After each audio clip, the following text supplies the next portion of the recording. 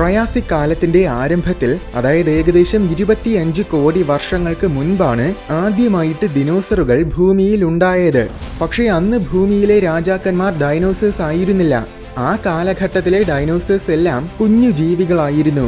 അന്ന് ലോകത്തിനെ ഭരിച്ചിരുന്നത് ആർക്കോസോർസ് എന്ന മറ്റൊരു വിഭാഗം ഘോരമായ ഉരക ജീവികളായിരുന്നു. എന്നാൽ 21 കോടി വർഷങ്ങൾക്ക് മുൻപ് ഭൂമിയിൽ 4ാമത്തെ മഹാവംശനാശം സംഭവിച്ചു. ഓരോ തവണ മഹാവംശനാശം സംഭവിക്കുമ്പോഴും ആ കാലഘട്ടത്തിൽ നിലനിൽക്കുന്ന ഏറ്റവും വലിയ ജീവികളെയും ആഹാര ശൃംഖലയിലെ മുകളിലത്തെ ജീവികളെയുമാണ് അത് ഏറ്റവും കൂടുതൽ ബാധിക്കുന്നത്. അതുകൊണ്ട് തന്നെ ആ വംശനാശം ആർക്കോസോറുകളെ അത്യധികം ബാധിച്ചു. എന്നാൽ അത് കാരണം ദിനോസറുകൾക്ക് പതിയെ ഭൂമിയുടെ ഭരണം ഏറ്റെടുക്കാൻ പറ്റി. അങ്ങനെ ഡൈനോസേഴ്സ് ഭൂമിയുടെ രാജാക്കന്മാരായി. തുടർന്നുള്ള 15 കോടി വർഷക്കാലം അവ ലോകത്തിനെ മുഴുവൻ അടക്കി വാണു.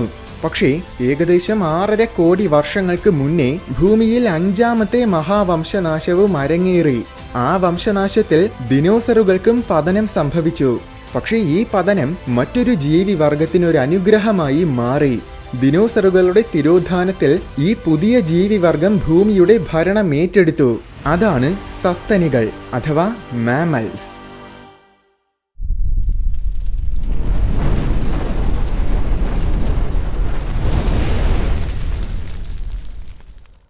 ഭൂമിയുടെ ചരിത്രത്തിനെ 4 യുഗങ്ങളായിട്ട് തിരിച്ചിട്ടുണ്ട്. ഹെഡിയൻ, ആർക്കിയൻ, പ്രൊട്രോസോയിക്, ഫെനറോസോയിക്.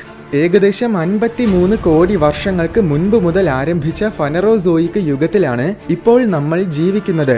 ഈ യുഗത്തിനെ വീണ്ടും 3 കാലങ്ങളായിട്ട് തിരിച്ചിട്ടുണ്ട്: പാലിയോസോയിക്, മെസോസോയിക്, സെനോസോയിക്. ദിനോസറുകളുടെ വംശനാശമാണ് മെസോസോയിക് കാലത്തിന്റെ അവസാനവും സെനോസോയിക് കാലത്തിന്റെ തുടക്കവും കുറിച്ചത്. അതായത് ഏകദേശം 6.5 കോടി വർഷങ്ങൾക്ക് മുൻപാണ് നിലവിൽ നമ്മളായിരിക്കുന്ന സെനോസോയിക് കാലം തുടങ്ങിയത്. ഈ സെനോസോയിക് കാലത്തിനെ വീണ്ടും 3 കാലഘട്ടങ്ങളായിട്ട് തിരിച്ചിട്ടുണ്ട്: പാലിയോജീൻ, നിയോജീൻ, ക്വാട്ടർണറി. ദിനോസറുകൾ ഭൂമുഖത്തു നിന്നും തുടച്ചു മാറ്റപ്പെട്ട സമയം മുതൽ ഏകദേശം 2.5 കോടി വർഷങ്ങൾക്ക് മുൻപ് വരെയുള്ള കാലമാണ് പാലിയോജീൻ. ഭൂഖണ്ഡങ്ങളുടെ രൂപം ആകെ മൊത്തം മാറിയത് ഈ കാലത്തിലാണ്. ക്രെറ്റേഷ്യസ് കാലം മുഴുവൻ മഹാസമുദ്രത്തിലൂടെ ഒഴുകി നടന്ന നമ്മുടെ ഇന്ത്യ അവസാനം ഏഷ്യയിൽ വന്നിടിച്ചത് പാലിയോജീൻ കാലത്തിന്റെ ആരംഭത്തിനു ശേഷമാണ്. അതായത് ഏകദേശം 5.5 കോടി വർഷങ്ങൾക്ക് മുൻപ്. ഈ കൂട്ടിയിടിയുടെ ആഘാതത്തിലാണ് ആകാശം വരെ മുട്ടി നിൽക്കുന്ന ഹിമാലയ പർവ്വതങ്ങൾ രൂപം കൊണ്ടത്. ദിനോസറുകളുടെ വംശനാശത്തിനു ശേഷം ആദ്യത്തെ 1 കോടി വർഷക്കാലം ഉൽക്കാപതനത്തിന്റെ ആഘാതത്തിൽ നിന്നും ഭൂമിയുടെ ജൈവമണ്ഡലം പതിയെ നവീകരിക്കപ്പെട്ടുകൊണ്ടിരിക്കുകയായിരുന്നു. ഡൈനോസസിന്റെ അഭാവത്തിൽ പണ്ട് എല്ലാ ജീവികളുടെയും ഇരകളായിരുന്ന സസ്തനികൾ ഉയരാൻ തുടങ്ങി. ആഹാരത്തിന്റെ ലഭ്യതയും ശത്രുക്കളുടെ കുറവും കാരണം സസ്തനികൾ വൈവിധ്യമാർന്ന തരത്തിൽ പരിണമിച്ചു. അങ്ങനെ പതിയെ അവ ആഹാര ശൃംഖലയുടെ ഏറ്റവും മുകളിലെത്തി. വളരെ ചൂട് കൂടിയ കാലമായിരുന്നു പാലിയോജീനിന്റെ തുടക്കം.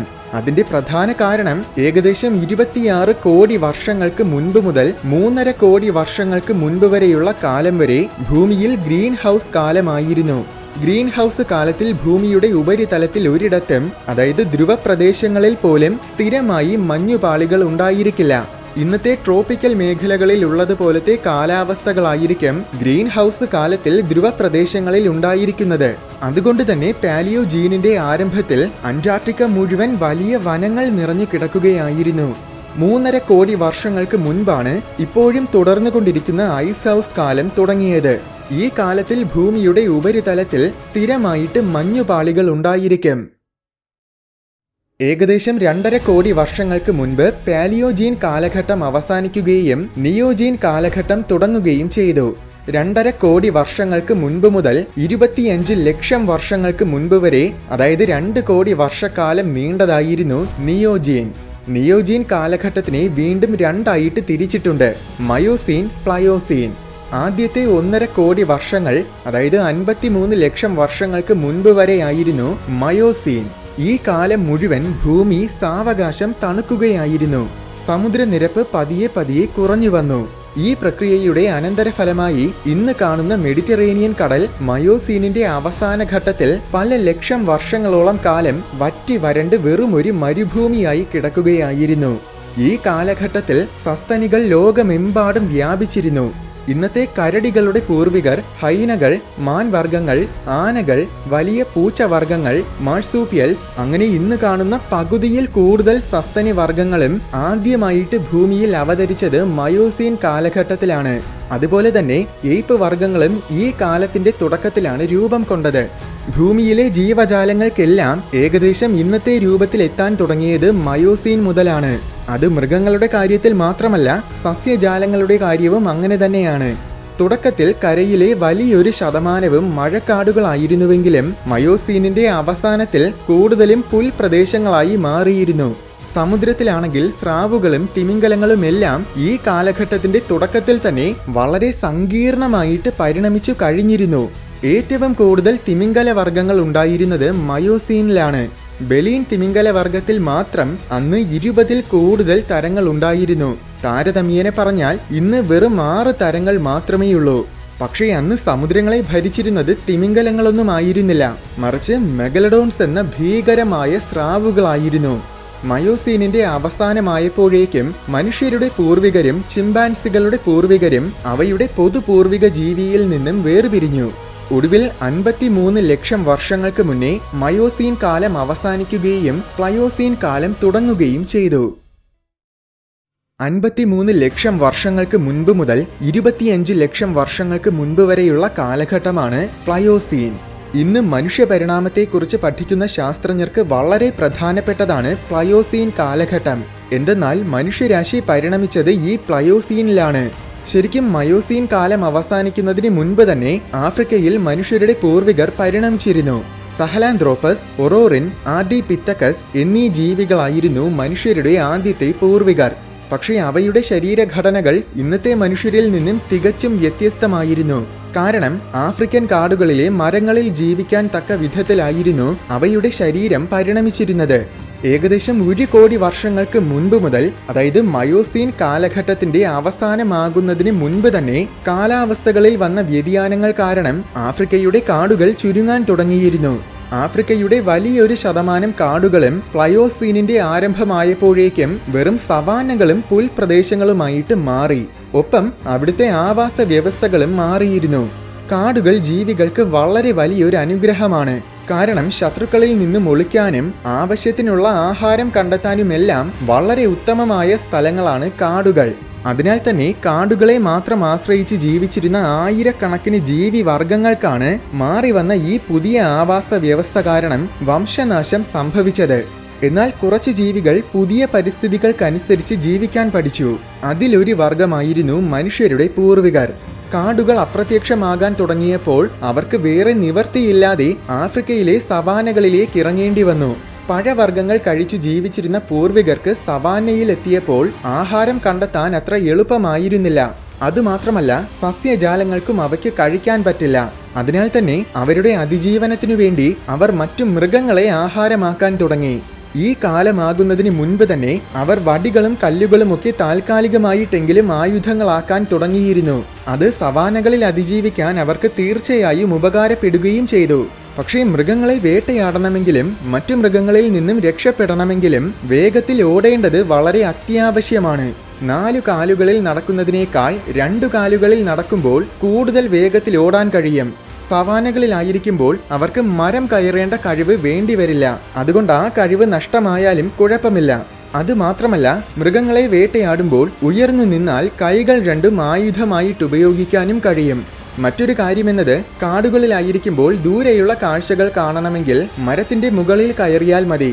എന്നാൽ സവാനകളിലായിരിക്കുമ്പോൾ ഉയർന്നു നിന്നാൽ മാത്രമേ ദൂരെയുള്ള കാഴ്ചകൾ കാണാൻ സാധിക്കുകയുള്ളൂ. ശത്രുക്കളിൽ നിന്നും രക്ഷപ്പെടാനും ദൂരെയുള്ള ഇരകളെ കണ്ടുപിടിക്കാനും ദൂരക്കാഴ്ച വളരെ പ്രധാനപ്പെട്ടതുമാണ്. അങ്ങനെ നിവർന്നു നിൽക്കേണ്ടത് മനുഷ്യരുടെ പൂർവികർക്ക് വളരെ വലിയൊരു ആവശ്യമായി മാറി. ഈ ആവശ്യങ്ങൾക്കനുസരിച്ച് മാറേണ്ടി വന്നതുകൊണ്ടാണ് അവ കാലക്രമേണ 2 കാലുകളിൽ നടക്കുന്ന രീതിയിൽ പരിണമിച്ചത്. ഒടുവിൽ ഏകദേശം 50 ലക്ഷം വർഷങ്ങൾക്ക് മുൻപ് മുതലാണ് മനുഷ്യരുടെ പൂർവികർ 2 കാലുകളിൽ നടക്കാൻ തുടങ്ങിയത്. എങ്കിലും അപ്പോഴും മരം കയറുന്നതിനു സഹായകരമായ രീതിയിൽ തന്നെയായിരുന്നു അവയുടെ ശരീരപ്രകൃതം. പല ദശലക്ഷം വർഷങ്ങളുടെ പരിണാമത്തിനു ശേഷം ഏകദേശം 42 ലക്ഷം വർഷങ്ങൾക്ക് മുൻപ് മുതൽ 18 ലക്ഷം വർഷങ്ങൾക്ക് മുൻപ് വരെയുള്ള കാലഘട്ടത്തിനിടയിൽ ഓസ്ട്രാലോപിത്തക്കസ് എന്ന പുതിയൊരു വിഭാഗമായിട്ട് മനുഷ്യൻ പരിണമിച്ചു. ഏകദേശം 4.5 അടി ഉയരവും 40 കിലോഗ്രാം വരെ ഭാരവും മാത്രമേ ഓസ്ട്രാലോപിത്തക്കസുകൾക്കുണ്ടായിരുന്നുള്ളൂ. ഇവയുടെ കാലമായപ്പോഴേക്കും മനുഷ്യരാശി കൂട്ടമായിട്ട് ജീവിക്കാൻ തുടങ്ങിയിരുന്നു. ഇവയ്ക്ക് മുന്നേ ഉണ്ടായിരുന്ന പൂർവികർ കയ്യിൽ കെട്ടുന്ന വസ്തുക്കളെ ആയുധമാക്കാൻ ശ്രമിച്ചിരുന്നു. എന്നാൽ ഇവയുടെ കാലമായപ്പോഴേക്കും കല്ലുകളെ മൂർച്ച കൂട്ടി ആയുധമാക്കി മാറ്റിയെടുക്കാൻ മനുഷ്യൻ പഠിച്ചു കഴിഞ്ഞിരുന്നു. ഓസ്ട്രാലോപിത്തക്കസിനു പുറമെ വേറെയും മനുഷ്യവർഗങ്ങൾ അന്ന് ഭൂമിയിലുണ്ടായിരുന്നു. പക്ഷെ അന്നും രാജാക്കന്മാർ മനുഷ്യരായിരുന്നില്ല. മനുഷ്യരെ നിരന്തരം വേട്ടയാടുന്ന പല ജീവികളും അന്നുണ്ടായിരുന്നു. അതിലേറ്റവും പ്രധാനപ്പെട്ടതായിരുന്നു സാബർ ടൂത്ത് കാറ്റ്സ്. ഇവയുടെ മുന്നിൽ ഒരു മനുഷ്യൻ അകപ്പെട്ടാൽ ആ മനുഷ്യനൊന്നും തന്നെ ചെയ്യാൻ കഴിയില്ല. അതിനു പുറമെ നായകൾ, കരടികൾ, ഹൈനകൾ അങ്ങനെ പലതരം ഇര പിടിക്കുന്ന ജീവികൾ ഉണ്ടായിരുന്നു. ഈ ജീവികളെയൊക്കെ ഒറ്റയ്ക്ക് നേരിടുക എന്നത് അന്നത്തെ മനുഷ്യർക്ക് തീർത്തും അസാധ്യമായിരുന്നു. അപ്പോൾ പിന്നെ അത്തരം മൃഗങ്ങളിൽ നിന്നും സംരക്ഷണം ലഭിക്കാനും അതിജീവനം കൂടുതൽ സുരക്ഷിതമാക്കാനും ഒരേ ഒരു മാർഗം മാത്രമേ മനുഷ്യർക്കുണ്ടായിരുന്നുള്ളൂ. അത് കൂട്ടം കൂടി ജീവിക്കുക എന്നതായിരുന്നു. അങ്ങനെയാണ് മനുഷ്യർ കൂട്ടമായിട്ട് ജീവിക്കാൻ തുടങ്ങിയത്. ഒടുവിൽ 25 ലക്ഷം വർഷങ്ങൾക്ക് മുന്നേ നിയോജീൻ കാലഘട്ടം അവസാനിച്ചു. നിയോജീനിന്റെ അവസാനം ക്വാറ്റേണറി കാലഘട്ടത്തിന്റെ തുടക്കം കുറിച്ചു. സെനോസോയിക് കാലത്തിലെ ഇന്നും തുടർന്നുകൊണ്ടിരിക്കുന്ന കാലഘട്ടമാണ് ക്വാറ്റേണറി. ഈ കാലഘട്ടത്തിനെ രണ്ടായിട്ട് തിരിച്ചിട്ടുണ്ട്: പ്ലൈസ്റ്റോസീൻ, ഹോളോസീൻ. 25 ലക്ഷം വർഷങ്ങൾക്ക് മുൻപ് മുതൽ 12,000 വർഷങ്ങൾക്ക് മുൻപ് വരെയുള്ള കാലയളവിനെയാണ് ക്വാറ്റേണറി എന്ന് പറയുന്നത്. ഈ കാലഘട്ടത്തിനു മുൻപ് തന്നെ ഓസ്ട്രേലോപിത്തക്കസിൽ നിന്നും പുതിയ മനുഷ്യവർഗങ്ങൾ പരിണമിക്കാൻ തുടങ്ങിയിരുന്നു. ക്വാറ്റേണറി ആയപ്പോഴേക്കും അവ പല വർഗങ്ങളായിട്ട് മാറിക്കഴിഞ്ഞു. ഈ പ്രൈമേറ്റുകളിൽ നിന്നും ആധുനിക മനുഷ്യരിലേക്കുള്ള പരിണാമം അത്രത്തോളം വ്യക്തമായിട്ടറിയാൻ സാധിക്കുന്ന ഒരു കാര്യമല്ല. കാരണം ക്വാറ്റേണറി കാലത്തിൽ മാത്രം നോക്കിയാൽ തന്നെ ആധുനിക മനുഷ്യരുമായിട്ട് സാമ്യതയുള്ള 20-ൽ കൂടുതൽ പ്രൈമേറ്റ്സ് അന്നുണ്ടായിരുന്നു. അതിലേതിൽ നിന്നുമാണ് ആധുനിക മനുഷ്യൻ പരിണമിച്ചതെന്ന് മനസ്സിലാക്കുക എന്നത് വളരെ പ്രയാസമുള്ള കാര്യമാണ്. അതുമാത്രമല്ല, പരിണാമം എന്നത് വളരെ പതിയെ നടക്കുന്ന ഒരു പ്രക്രിയയാണ്. പല ദശലക്ഷം വർഷങ്ങൾ എടുക്കുമ്പോഴായിരിക്കും ഒരു വർഗം ജീവി പൂർണ്ണമായും വ്യത്യസ്തമായ മറ്റൊരു വർഗമായിട്ട് പരിണമിക്കുന്നത്. അതുകൊണ്ട് തന്നെ ഒരു വർഗം കൃത്യമായും എപ്പോഴാണ് പരിണമിച്ചതെന്നും നമുക്ക് തിരിച്ചറിയാൻ വളരെ ബുദ്ധിമുട്ടാണ്. എന്തായാലും ഓസ്ട്രേലോപിത്തക്കസിൽ നിന്നും പരിണമിച്ച ഹോമോ ഹാബിലിസ് എന്ന വർഗമാണ് ആധുനിക മനുഷ്യരുമായിട്ട് ഏറ്റവും കൂടുതൽ സാമ്യതയുള്ള പ്രൈമേറ്റ്. ഏകദേശം 24 ലക്ഷം വർഷങ്ങൾക്ക് മുൻപ് മുതൽ 16 ലക്ഷം വർഷങ്ങൾക്ക് മുൻപ് വരെയുള്ള കാലഘട്ടത്തിലാണ് ഹോമോ ഹാബിലിസ് ജീവിച്ചിരുന്നത്. ഈ ഹോമോ ഹാബിലിസിൽ നിന്നും പിന്നീട് പരിണമിച്ച പല വർഗങ്ങളിലൊന്നാണ് ഹോമോ ഇറക്ടസ്. ഈ മനുഷ്യർ ലോകത്തിന്റെ പല ഭാഗങ്ങളിലേക്ക് ദേശാടനം നടത്തുകയും അങ്ങനെ അവർ ആഫ്രിക്ക, ഏഷ്യ, യൂറോപ്പ് എന്നീ ഭാഗങ്ങളിലേക്ക് വ്യാപിക്കുകയും ചെയ്തു. ഒടുവിൽ ഏകദേശം 3 ലക്ഷം വർഷങ്ങൾക്ക് മുൻപ് ഹോമോ ഇറക്ടസിന്റെ പിൻഗാമികളായ ഹോമോ ഹെയ്ഡൽബെർഗൻസിസിൽ നിന്നും ഹോമോ സാപ്പിയൻസ് എന്ന പുതിയൊരു വർഗം പരിണമിച്ചു. ആ സമയത്തിൽ സാപ്പിയൻസിന് പുറമെ വേറെയും 8 ഹോമോ വർഗങ്ങൾ ഉണ്ടായിരുന്നു. അതിലൊന്നാണ് നിയാണ്ടർതാൽസ്. എന്തായാലും ആഹാരത്തിനും അതിജീവനത്തിനും വേണ്ടിയുള്ള മത്സരം കാരണം മനുഷ്യരാശി നിരന്തരമായിട്ട് പുതിയ സ്ഥലങ്ങളിലേക്ക് ദേശാടനം ചെയ്തുകൊണ്ടിരുന്നു. അങ്ങനെ അവർ ലോകത്തിലെ ഓരോ ഭൂഖണ്ഡങ്ങളിലേക്കും പതിയെ വ്യാപിച്ചു. ഏകദേശം 50,000 വർഷങ്ങൾക്ക് മുന്നേ അവർ ഏഷ്യയിൽ നിന്നും ഓസ്ട്രേലിയയിലെത്തി. ഏകദേശം 26,000 വർഷങ്ങൾക്ക് മുന്നേ അവർ നോർത്ത് അമേരിക്കയിലും 15,000 വർഷങ്ങൾക്ക് മുന്നേ സൗത്ത് അമേരിക്കയിലും എത്തി. അങ്ങനെ അന്റാർട്ടിക്കയിൽ ഒഴികെ ബാക്കി എല്ലാ ഭൂഖണ്ഡത്തിലും ഹോമോ സാപ്പിയൻസ് വ്യാപിച്ചു. മനുഷ്യരാശി വ്യാപിക്കാൻ തുടങ്ങിയതും അവിടെയൊക്കെ വംശനാശങ്ങളും സംഭവിക്കാൻ തുടങ്ങി. Cave lions, mastodons, dire wolfs, American cheetahs, woolly mammoths, smilodons, megaloceros അങ്ങനെ ഒത്തിരി ജീവികൾക്കാണ് ക്വാറ്റേണറി കാലഘട്ടത്തിൽ വംശനാശം സംഭവിച്ചത്. ഇവയുടെ എല്ലാം വംശനാശം കൃത്യമായി മനുഷ്യരവിടെയൊക്കെ എത്തിയ കാലഘട്ടവുമായിട്ട് ബന്ധപ്പെട്ടിരിക്കുകയാണ്. മനുഷ്യനെത്തിയതോടെ അവിടെയുണ്ടായിരുന്ന ജീവികളെയെല്ലാം അമിതമായിട്ട് വേട്ടയാടാൻ തുടങ്ങിയതുകൊണ്ടാണ് ഈ വംശനാശങ്ങൾ സംഭവിച്ചതെന്നാണ് ഒരു വിഭാഗം ഗവേഷകർ പറയുന്നത്. പക്ഷേ അത് വെറും ഒരു സംശയം മാത്രമാണ്. അത് ചിലപ്പോൾ തികച്ചും യാദർച്ഛികമായിട്ട് സംഭവിച്ചതുമായിരിക്കാം. അല്ലാതെ മനുഷ്യൻ കാരണം തന്നെയാണ് ഈ വംശനാശങ്ങൾ സംഭവിച്ചതെന്ന് പറയാൻ നമുക്ക് യാതൊരു തെളിവുമില്ല. അതുമാത്രമല്ല, ആ കാലഘട്ടത്തിലായിരുന്നു അവസാനത്തെ ഐസ് ഏജ് ഉണ്ടായത്. ഒരുപക്ഷെ അങ്ങനെ മാറി വന്ന കാലാവസ്ഥയുടെ വ്യതിയാനമായിരിക്കും ആ കാലത്തിലെ ജീവികളുടെ വംശനാശത്തിന്റെ കാരണമെന്നാണ് മറ്റൊരു വിഭാഗം ഗവേഷകർ പറയുന്നത്. ഈ കാലാവസ്ഥാ വ്യതിയാനത്തിന്റെ സിദ്ധാന്തമാണ് കൂടുതൽ പേരും അംഗീകരിച്ചിട്ടുള്ളത്. എന്തായാലും ഏകദേശം 12,000 വർഷങ്ങൾക്ക് മുൻപ് ഐസ് ഏജ് അവസാനിച്ചു. ഐസ് ഏജ് തീർന്നപ്പോഴേക്കും ഹോമോസാപ്പിയൻസ് ഒഴികെ ബാക്കി എല്ലാ മനുഷ്യവർഗങ്ങളും അപ്രത്യക്ഷമായി കഴിഞ്ഞിരുന്നു. ഐസ് ഏജിന്റെ അവസാനമാണ് പ്ലൈസ്റ്റോസീൻ കാലഘട്ടത്തിന്റെ അവസാനവും കുറിച്ചത്. 12,000 വർഷങ്ങൾക്ക് മുൻപ് ക്വാറ്റേണറിയുടെ രണ്ടാമത്തെ കാലഘട്ടം തുടങ്ങി, ദി ഹോളോസീൻ പീരീഡ്. ഈ ഘട്ടത്തിലാണ് ഇന്ന് നമ്മൾ ജീവിക്കുന്നത്. മനുഷ്യ സംസ്കാരത്തിന്റെ ശക്തമായ വളർച്ചയുടെ തുടക്കമായിരുന്നു ഹോളോസീനിന്റെ ആരംഭം. ഭൂമിയുടെ ചരിത്രത്തിൽ ബാക്കി എല്ലാ ജീവികളും അവ ഉത്ഭവിച്ച മേഖലയിൽ തന്നെ നിലനിൽക്കാൻ ശ്രമിച്ചപ്പോൾ മനുഷ്യൻ മറ്റ് ഭൂഖണ്ഡങ്ങളിലേക്ക് യാത്ര ചെയ്തു.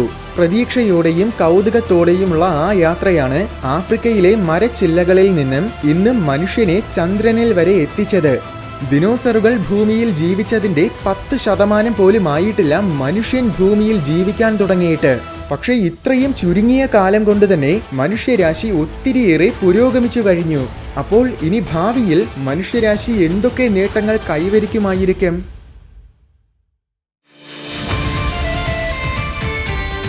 വീഡിയോ ഇഷ്ടമായെങ്കിൽ ലൈക്ക് ചെയ്യണമെന്നും ഇതുപോലെ കൗതുകവും വിജ്ഞാനവും നിറഞ്ഞ കൂടുതൽ വീഡിയോസ് കാണാനായിട്ട് ഈ ചാനൽ മറക്കാതെ സബ്സ്ക്രൈബ് ചെയ്യണമെന്നും ഓർമ്മിപ്പിക്കുന്നു.